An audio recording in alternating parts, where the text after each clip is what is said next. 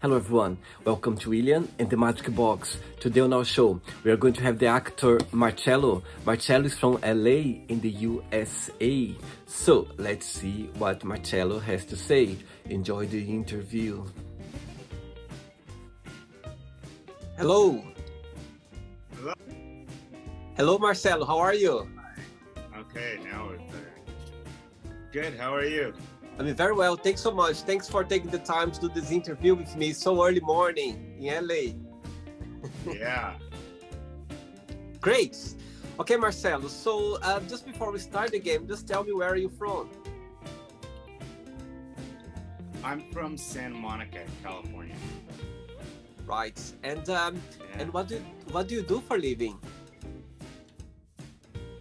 Well, I do a lot of things. I'm an actor. I'm a singer. I love working with kids. I do a lot of right now. I'm doing a lot of kids parties, which are a lot of fun. So I get to play a lot of different characters, and it's figuring out the voice. What would this character say? Kind of, getting to know the character and how they would act and react in certain situations. But then also, once you're in the party, you just have to improv and bounce off of other people and react to the kids and be able to be in the moment appropriately, which is a lot of fun. And I also do a lot of stuff for the YMCA. I'm excited. We have the Camp Big Bear coming back this year. So I'm going to be a director of the Camp Big Bear this summer, which I'm very excited about. Very good, very good. And Marcel, what's, in your opinion, what's the best part of being an actor? Oh, the best part of being an actor is, it would be a lie to try and say something like, that makes me look better and not be. The reality is, it's very selfish. It's fun. It's fun to be other characters. I've done a lot of period stuff in the last couple years, and I recently did a fitting for a pirate movie that's in pre-production for Warner Brothers, and I don't think I'm allowed to say any of the details, but I don't really even know a lot of the details. But they needed somebody to do fitting for all the costumes for so they could see what works, what doesn't work, and all that stuff. But what that meant was I got to be in one day all these different characters and try on these beautiful outfits and these beautiful uniforms from 1700s, and it was like I was a native, and then I was a British sailor, British captain, and then I was a French captain, and then I was a Spanish captain. It was. That's what I love is like, and then I've been on certain sets where the details are so amazing, and the costumes and everything that when people aren't on their cell phones, you look around and you're like, I really feel like I'm in the 1930s. I really feel like I'm so that's a lot of fun. Very good, very good. Okay, Marcelo, so welcome to William and the Magic Box.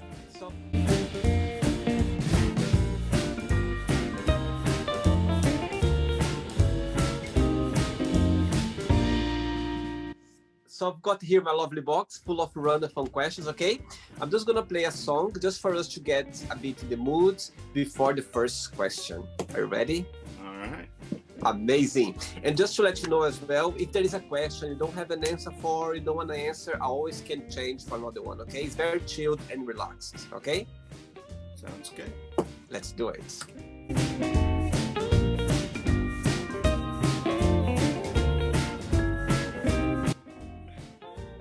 Right, Marcelo, let's go for the first question. First question is, what keeps you up at night? Ooh. What keeps me up at night? I think just really worrying about whether I'm going to really be able to consistently provide for a family. You know, we are, and not only provide financially, but provide a safe environment for a family. You know, we've complicated our lives to the point where there's so many amazing things, and as an individual, I think we can be like, okay, that was awful, but you know, let me focus on the good things and just try and enjoy all the wonderful things there are. But then as somebody who wants to be a parent someday and all that stuff, you know, I very much worry about the world that I might be bringing another human being into. Just that there's just so many things to think about. There's so many things that could go wrong. And so I think as well, be an artist as well, always have this kind of thoughts as well, because sometimes you're not sure what's next when you finish a project, when you finish a production, isn't it? Yeah, I mean, I learned that as a kid because my dad's done a lot of things. He's a writer, composer, but he's an actor. When I was a kid, he was still doing a lot of acting, and my mom's a costume designer, so they're both in the industry. And even for, you know, non-actor, you know, professionals who are like, I have a skill that it's just one project ends and hopefully you get another one. You know, there's never any kind of security in that sense. Good. Let's go for the second question. Let's do it.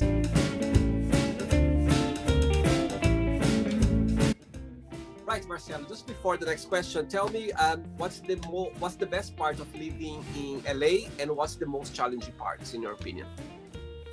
Ooh, okay. So the best part of living in LA is there is literally everything you could possibly imagine available to you.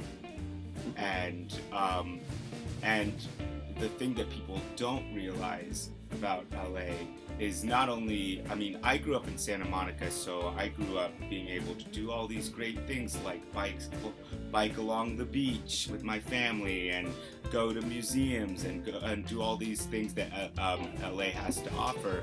But then also, California as a state has every kind of geographical landscape you can imagine too. So, you know, you drive an hour away from LA and you're in you know, the middle of nature and you know, you're in the middle of the desert, or you're in the mountains, or you know, so you could do, like, you can do anything here. And so, you know, and when I moved to the East Coast, people was, with the first winter, it was like, oh, have you ever seen snow before? and for me, I'm like, well, I've traveled a lot, so I've been a lot of places where there's snow. Also, there's snow in the mountains an hour and a half, 2 hours away from me. So yes, I've seen snow before. But the worst part about LA would be the traffic and the homeless situation. I kind of have to say both because they're both just so awful. The traffic is just the worst. It's so spread out, and I spend so much time in my car because I'm doing things all over the city. And the homeless situation is heartbreaking. It's out of control, and you need to find a solution. Okay, cool. Next question for you is, if you could live anywhere in the world, where would you be and why? If I could live anywhere in the world, wow.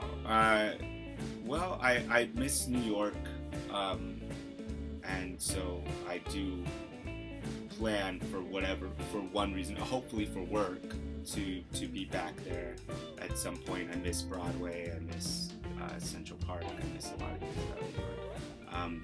But actually, except for the traffic, I really am happy to be back in LA, and my whole family's here. So I think I'd just be in LA. Very good, very good. Another question for you. Let's do it. Okay, Marcelo. Am I saying your name right, Marcelo? It's actually I don't mind Marcelo, but it's actually Marcello. Marcello. Yeah. I was about to. In Brazil, we say Marcelo in Brazil. In Italian, they say Marcello. Yeah, so Italian, it's Marcello, but my last name is Spanish. It's Padilla. And I grew up in LA where there's a lot of Mexicans and a lot of, so I've been getting Marcello my whole life, but usually I will correct people, but I'm also very used to it. But I understand it too, because if my first name was the same as my last name, it would be Marcello Padilla. But I'm mixed. My dad is half Mexican and half Italian, and my mom's English and Irish. So. And it's funny when you say your surname. I thought for a moment I had a thought that it could be Brazilian as well for the name, because we say Marcelo but we say Portuguese Padilla. So it's very. Yeah, so for the moment, when I was checking your profile, I was like, he might be Brazilian, I'm not sure. I was a bit confused. But anyway, I'll say Marcello. Okay, Marcello, next question for you is, what's the biggest prize you ever won? It's the silliest thing, but I think we used to do, I obviously haven't won anything huge, but we used to do have like these big Cinco de Mayo fiestas at my school, and we'd do all these different things, and one of them was a cakewalk, and there was the cake was just huge, and there were a lot of little cakes, but I won the big giant cake, and what would we even do with that cake? I don't know, but I just remember it was the most excited feeling I had just winning this stupid giant cake that I don't even remember if we ate it or not. Very good, very good. Another question for you. Let's do it. Right, and before the next question now, tell me, and what's the most challenging part of being an actor, in your opinion? For me, the most challenging part of being an actor is that you are not in control over your own art. Why is that? So to me, I think so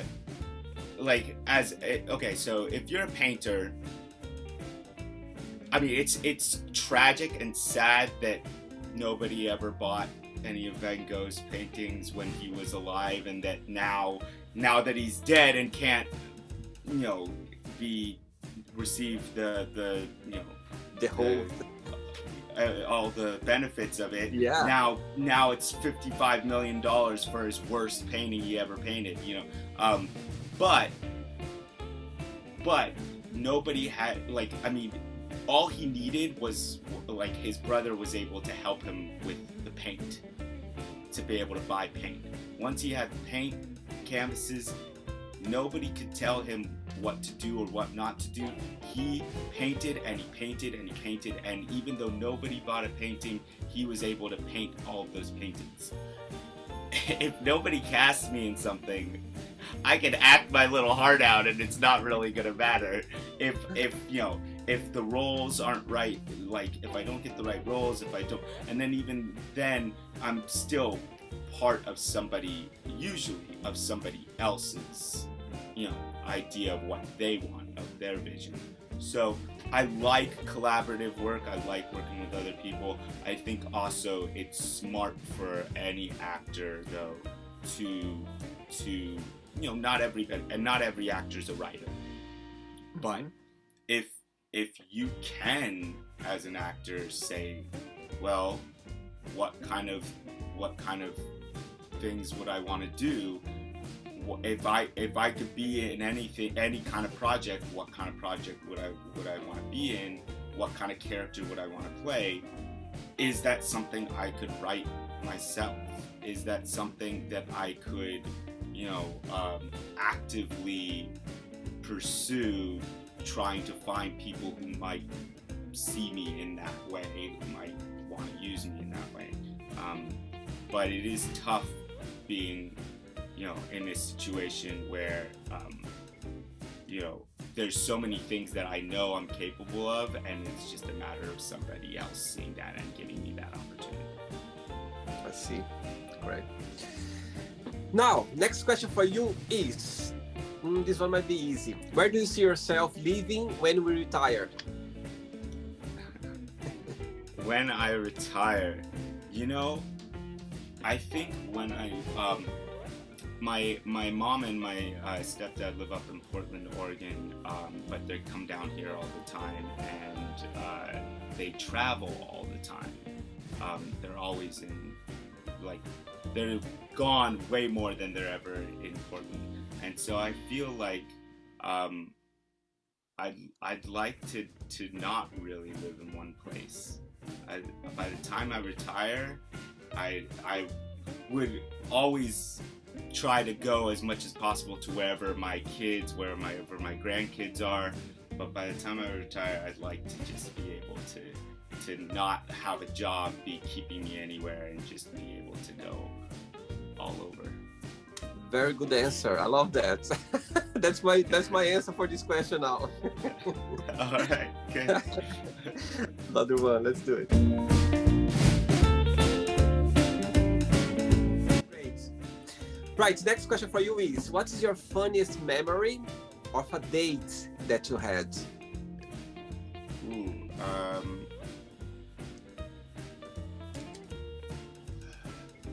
There's a girl that I'm talking to that's not in LA. But we've been talking for a while, and she finally came to visit for a week, and we did a lot of fun stuff. But I took her to the Huntington Gardens, and we just walked around the whole day. And the gardens are great, and it's nice. It's all outdoors. I was surprised actually the buildings where they have some artwork and stuff in different buildings. They have a couple galleries and exhibits were all open as well, and those were great. But just walking around the gardens with somebody who I was who we were just really happy to finally be able to hang out in person. It was pretty great. Cool. Very good. Another question for you. Ready? All right. Let's do it. What do you miss the most of Santa Monica? I think that you know what?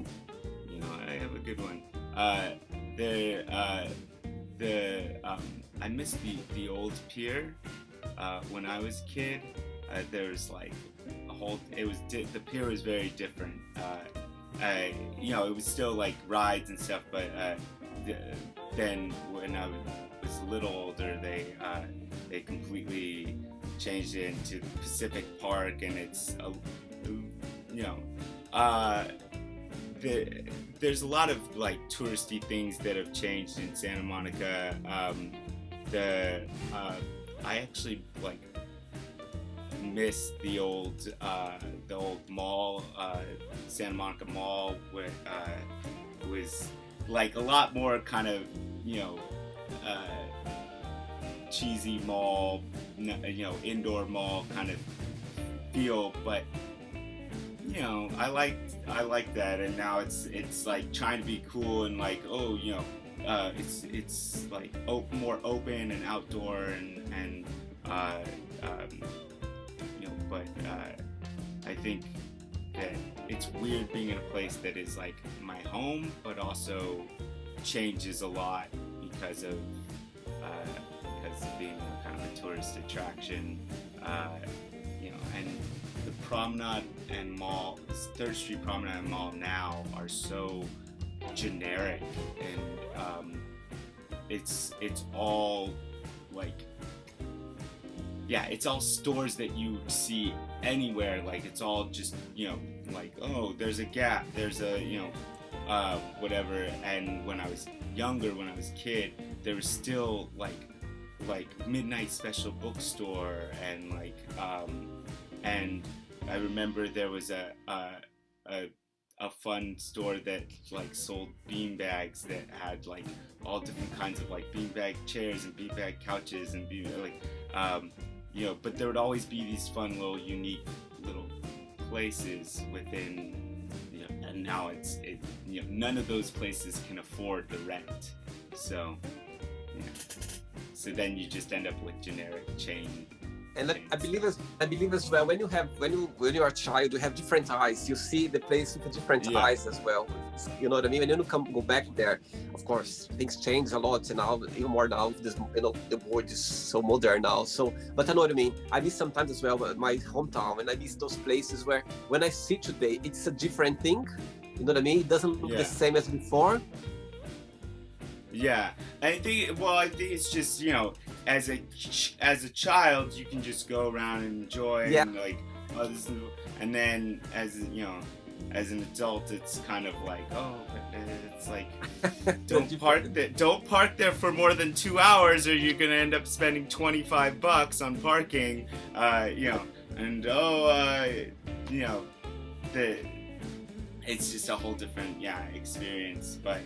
I still, I miss, I haven't been doing it, but I was, for a while when I moved back from New York, I was, for a few years, working at the Santa Monica Y, as, after school, and teaching gym and swim, and teaching the kids yoga and stuff, but I was picking the kids up from schools, so I picked up from all the elementary schools all over Santa Monica. So it was fun to kind of like be driving around and be like, oh, I know that place.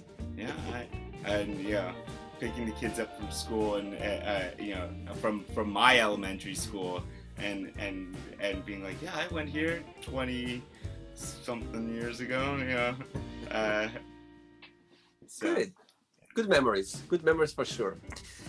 Right, next question for you is, describe yourself in one positive word and one negative word only. Genuine and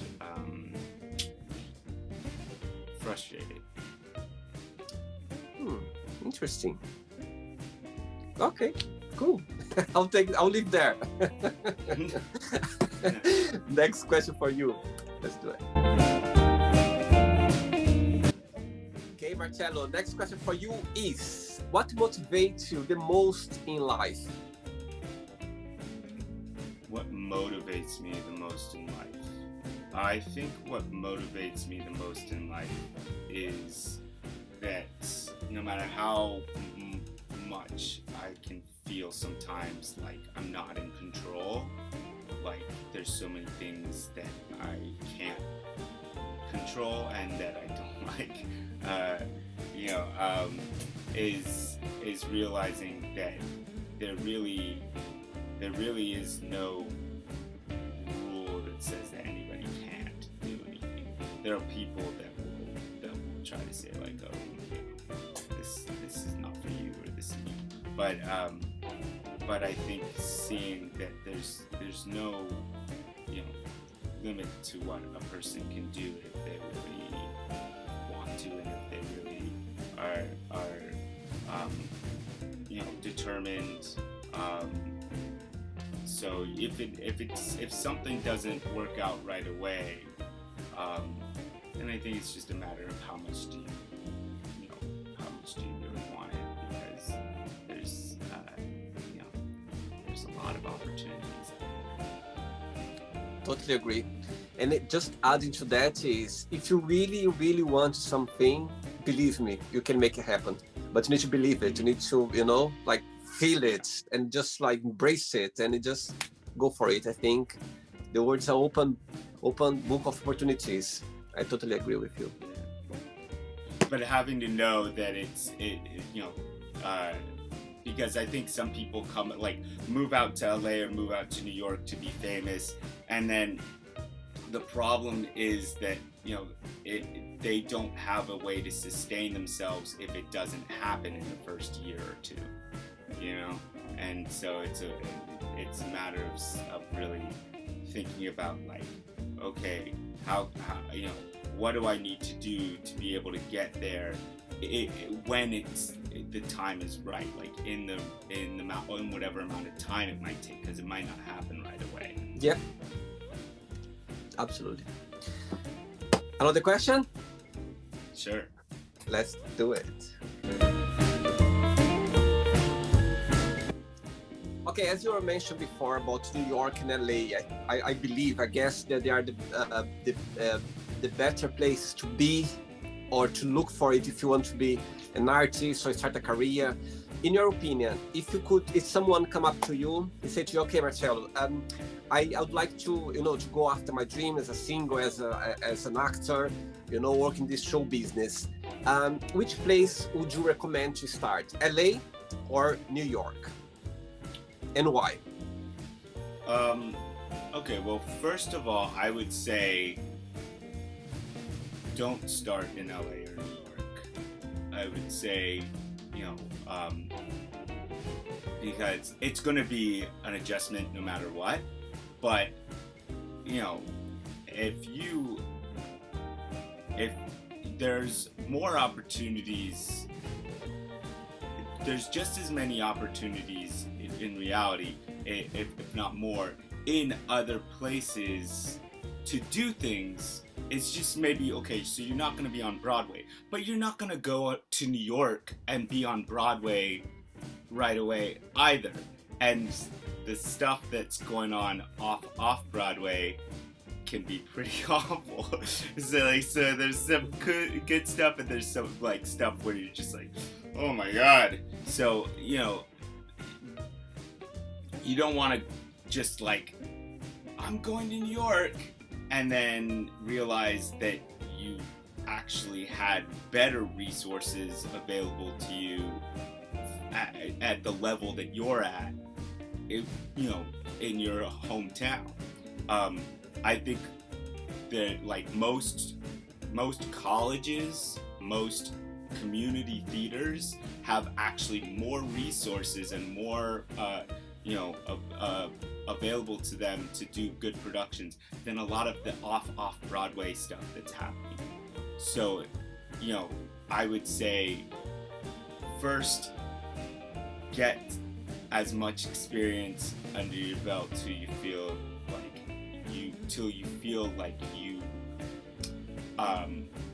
okay, I have to move to LA or New York now in order to take the next step. Mm-hmm. Would be my advice. I mean, unless you're moving to LA or New York for school or something like that. But then I think for me that's tough to then be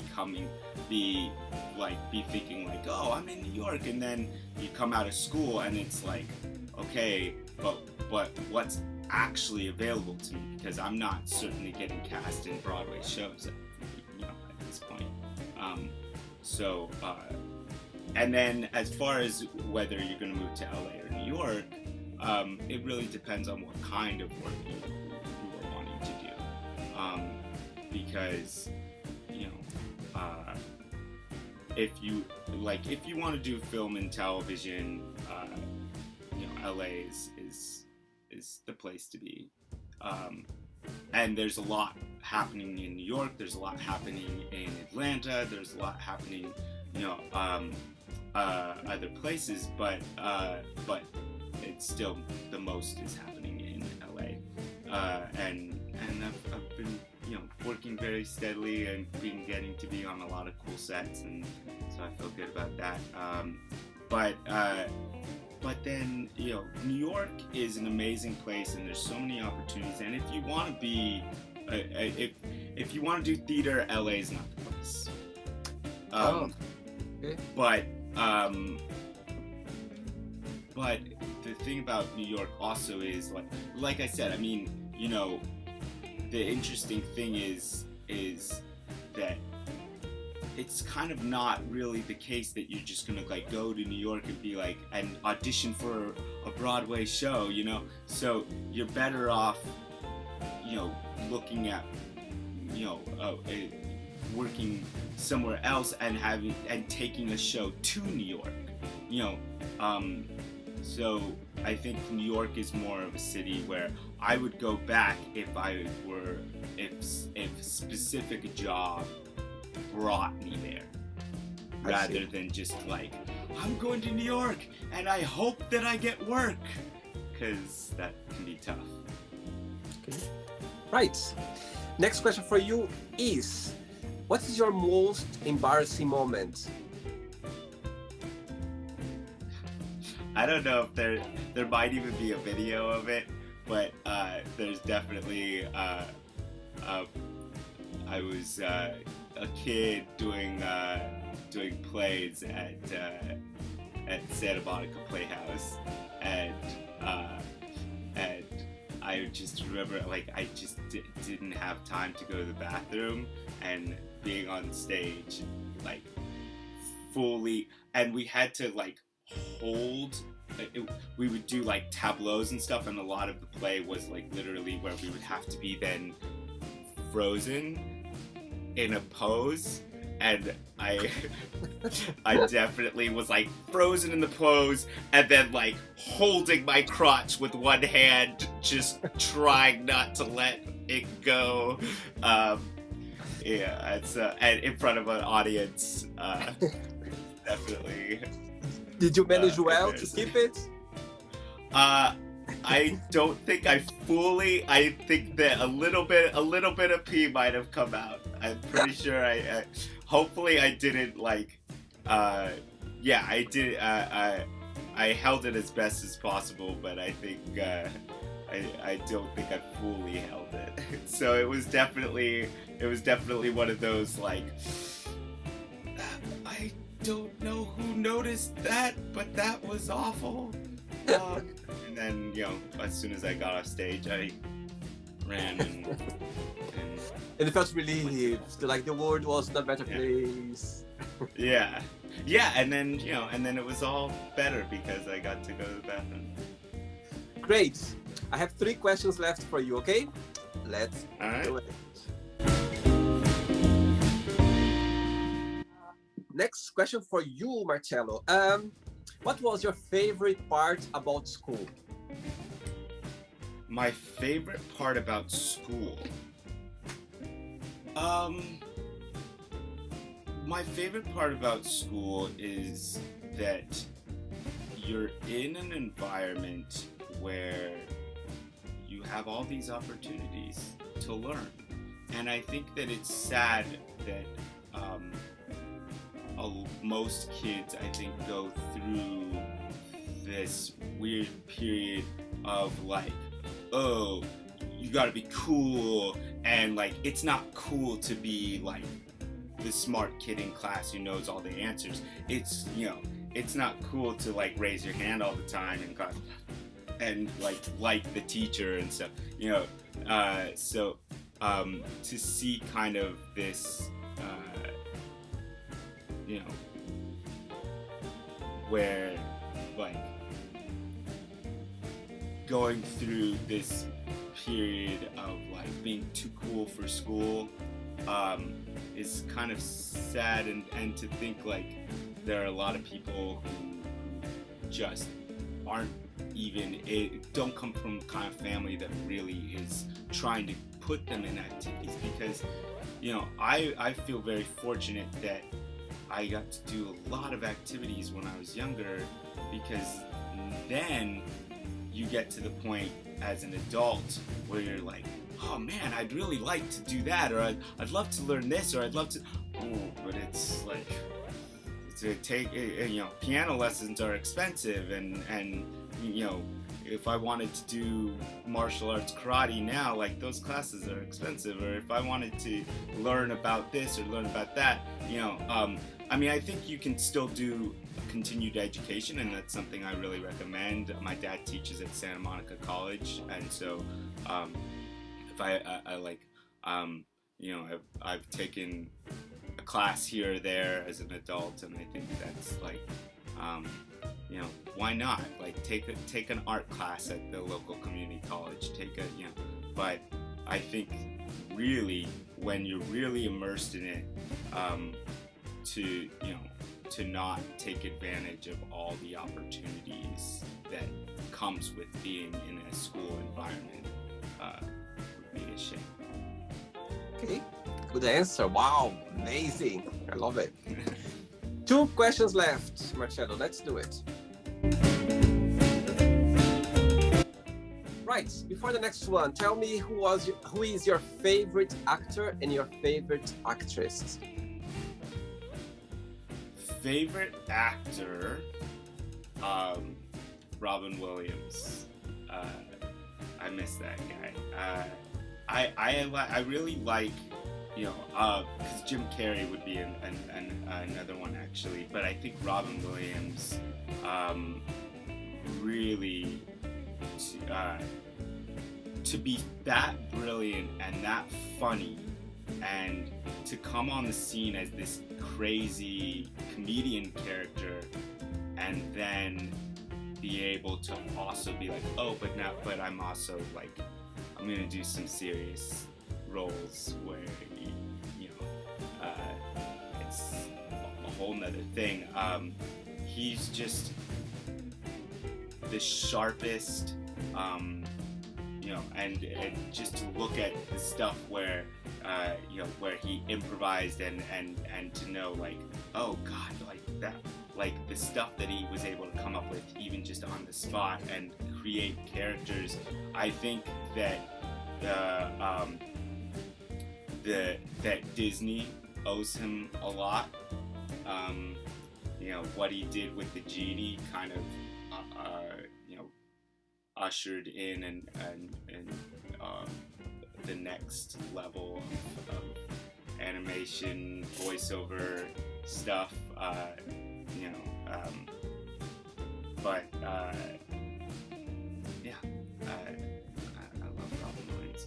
And then favorite actress, I'm gonna say I really like Emma Stone. I haven't seen the Cruella de Vil yet, but it's interesting that I didn't get what they're trying to do with this movie, but I've heard it's really good. But seeing that they were even doing it was like, why are they doing that? How do you make Cruella de Vil not a villain? Like, she's awful. She's pretty bad. So like if they're trying to do like a girl boss kind of thing, it's also like, yeah, but she also skins puppies. So but then I felt like if there's anybody that could pull off whatever they're trying to accomplish with it, She's the one. She's very versatile, very doesn't seem to take herself too seriously. She can have fun, but also hit all the emotional depth of the character. I really like her. Cool. Next question for you is, what made you laugh this week or this month? What made me laugh? Okay, so I was talking about the girl that came to LA that I've been talking to, and I did an astronaut party this past weekend on Saturday, and so we were just texting back and forth stupid space puns and like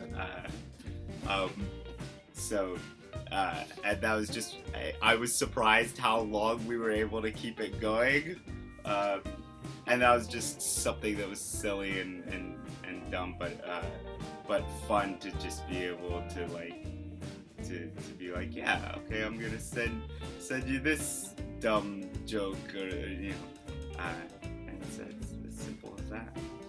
Very good. Ready for the last one, Marcello? Sure, yeah. Let's do it. Last question. Right, just before the last one, there was a moment in your life. When was it when you realized, okay, I want to be an actor, a singer? There was like a special moment when you realized that, or you kind of figure out through your journey? I think there was a lot of moments. I mean, like I said, my dad went back to school and got his PhD when I was younger, and he's a college professor, but he was still doing a lot of acting when I was like really little. So that was like both my parents being in the industry definitely helped, but I remember, the other thing is, we had these, not even VHS tapes, Betamax. So Betamax was before it was Betamax and VHS, and then VHS took over and Betamax. But they were these little smaller cassette tapes, and my parents had recorded all these classic movies off of TV and whatever, and we had all these. So like when my friends were just like renting whatever was popular at Blockbuster Video, I had all these amazing lucky movies you in my in my house that I could watch as a kid, and I just remember watching a lot of these movies, and I think that really was influential for me. But I think I have specific memories of like my grandmother paid for the whole family to see Phantom of the Opera when it came to LA. So Phantom of the Opera, I think it was at the Amundsen Theater in LA, and this was at a time where like I feel like nobody dresses up to go to the theater now, but we all got dressed up. We had like our opera glasses, binoculars, and and I was very little. I was probably like 4 or 5 years old, but that chandelier came up and I was into it. I was like loving it, and I think that the spectacle of that whole show really kind of pulled me in, and then my grandparents had the record, the album, so then I would like sing along to all the songs and stuff, and that was like one of definitely the first experiences of being like, ooh, I want to do this. I want to act and sing on in a show like that, or another one that really early memory of being like, oh, that's cool, I want to do that, was the movie Oklahoma. My grandma had all these old movies, and she would show me, when I was at her house, because she doesn't really watch current stuff. It's all too violent and too whatever, but I remember watching Oklahoma, and that opening, Oh What a Beautiful Morning. He's on the horse and he's just riding in, singing Oh What a Beautiful Morning. And it's a simple moment, but it just really pulls you so well into that world. It's I think probably the best opening number of a show. because it's simple, but it just really a great introduction to a character who is just excited about life, and I remember just being like, oh, I want to do that. I want to act and sing and like that guy on a horse. Very good, very good. Ready for the last one? Sure. Last question is, what does family mean to you? What does family mean to me? I think it's really, and fortunately, if you don't like the family that you've been given, which I'm fortunate to have family members that I've not agreed with at moments, and had definitely moments with all of them where I'm just like, oh, but unfortunately I do love my family, and they're all, you know, wonderful, amazing people, and so I'm very fortunate in that sense. But I think if you don't, you can create your own family. But I have a lot of, you know, friends, a lot of people that I've like at times in my life because we're around each other, whatever. And it's, for me, like, I do shows where, you know, you get really close to a cast, and then the play or musical is over, and then it's like, I might never see any of these people ever again. Hopefully I will. Like, I'll run into some of them, you know, or do another show with some of them or whatever, but a lot of them you don't see. And so for me, I'm used to friends coming in and out of my life, but family is always there, and it's really important to me. There's definitely things that I don't think I would have gotten through if I didn't have support of family. And so to have people who you know are going to be there for you through hard times and good times, and you know, and to have that support system, I think is something that everybody needs. Very good, very good. Now the word association thinking game, okay? So I'm going to give away some words, and you just tell me one word that comes to your mind, okay? Okay. Quick thinking. Let's start with money. Greed. Love. Trust. Family. Love. Life. Opportunity. Good one. Sex.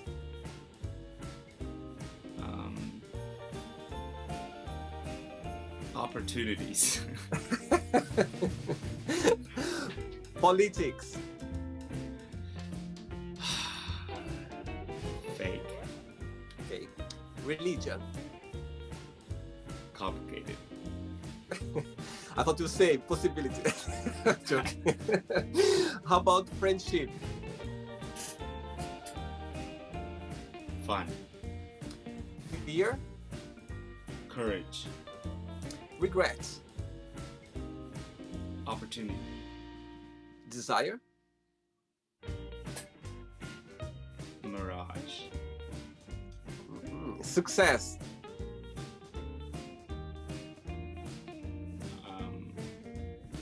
Satisfaction.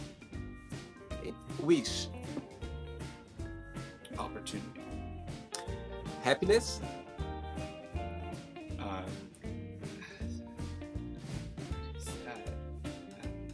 Balance. Good one. And if I tell you acting, one word. Existing. Singing.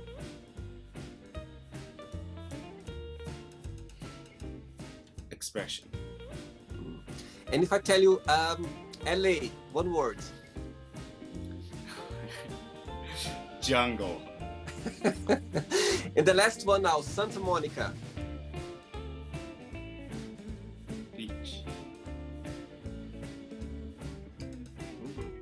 Right, let's pretend now I'm going to meet your best friend for a coffee, and I'm going to ask your best friend, what's the most beautiful thing about Marcello, and what's something that he still needs to improve on? What do you think your best friend will tell me? I think that they would say that I'm just a very genuine human being, that that I care deeply, and that my heart is in the right place. But I'd say that I get angry, I get upset, I get frustrated with with things, and I think that sometimes I can be a very fun person, but I think it's sad to think that I've ever not been able to just be my fun self, because I'm getting upset about something. So it says like, don't get upset. They put on your shoulder, be kind to yourself. Be kind to yourself sometimes. Okay, let's play now, Marcello, and the magic box, and you can ask me a question, okay? Okay, Marcello, you can ask me a question now. Okay, my question for you would be, if they were to create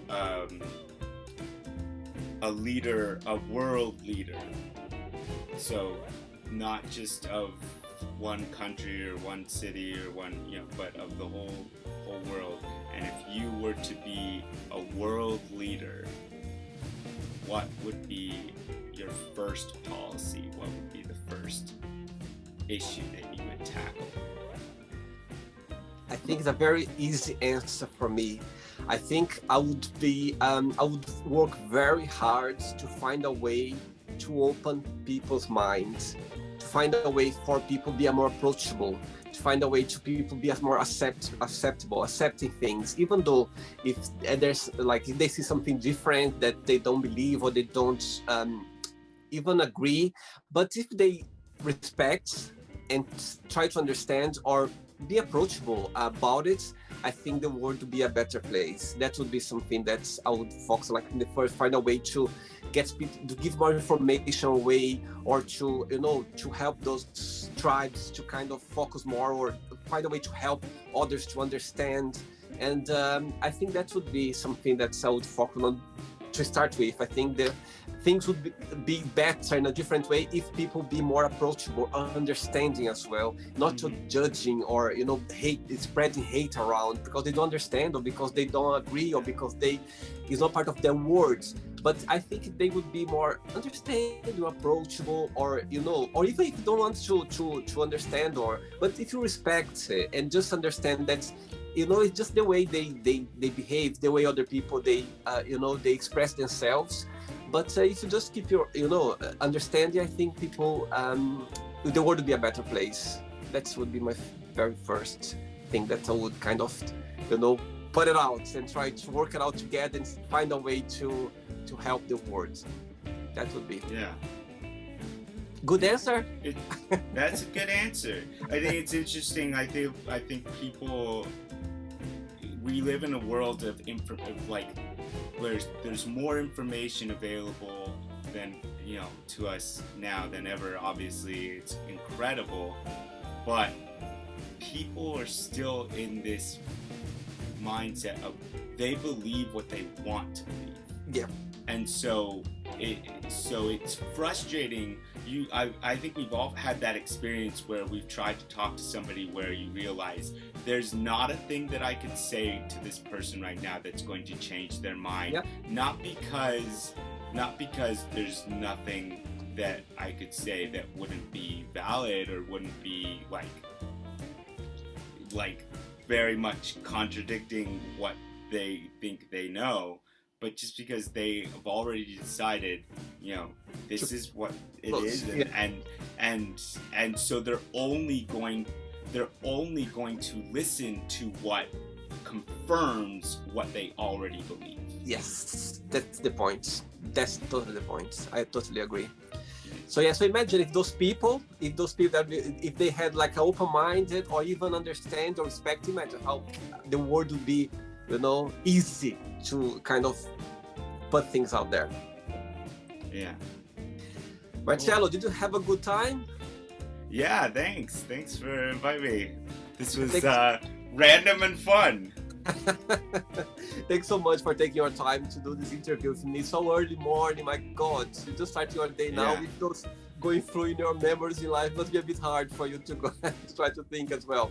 But before you go, if you don't mind to share a positive message or a positive quote, something that inspires you in life. In everything there is opportunity to there's opportunity to benefit from everything. You know, so it's not like, I don't believe in bad things happen for a reason. I think that you can make a reason for everything. You know, I don't believe that it's like, oh, let me make this awful thing happen to this person so that they can like then learn from it and do this. Like, I would never have been able to be an actor if this horrible thing didn't happen to me. Like, I believe that I believe that there can be a reason for everything. So find a way to make the best of everything. Right. Very good message. Thank you very much. Marcello, it was a pleasure. Thank you so much, okay? Enjoy your day and keep in touch. All right. Thank you. Okay? Take care, Marcello. Bye-bye. You too. Bye-bye. So, did you like the show? Don't forget to give a like, to share it, and also don't forget to subscribe to the channel. And if you'd like to be part of the show as well, first, subscribe to our channel, and after that, just go to our website, www.williamandthemagicbox.com, and send us a request saying why would you like to be part of the show. And I see you there. Bye bye, see you next time.